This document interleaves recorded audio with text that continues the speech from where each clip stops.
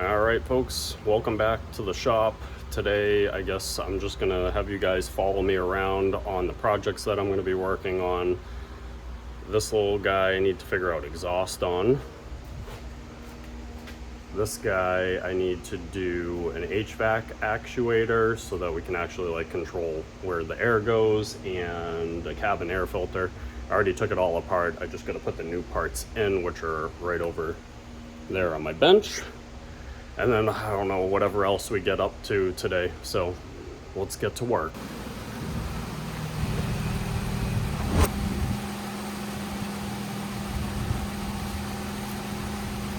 All right, so old parts versus new parts. Issue with this dude is it will turn in one direction okay-ish, and then the other direction, if you decide to switch back to a different zone, it just gets jammed up really bad. I did take this thing completely apart, cleaned it out, checked all the gears. They were fine, and lubricated everything, but it still just doesn't want to do the thing. So we got the new one here, this little doodabby, which will probably work for like a week, knowing how parts are these days.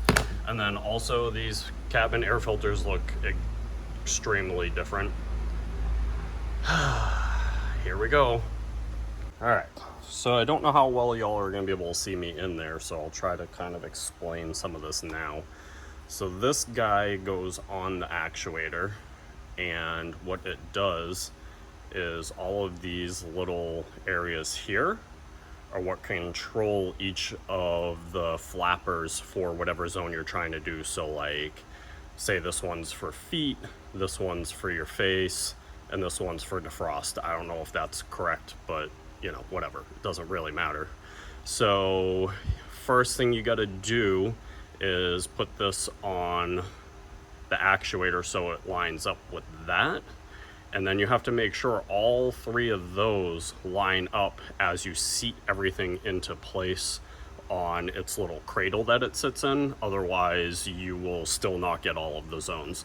So that's the only real tricky part. So you gotta make sure you line all those up correctly. It might take a couple of tries, but you know, when you're in there, it'll make a lot more sense.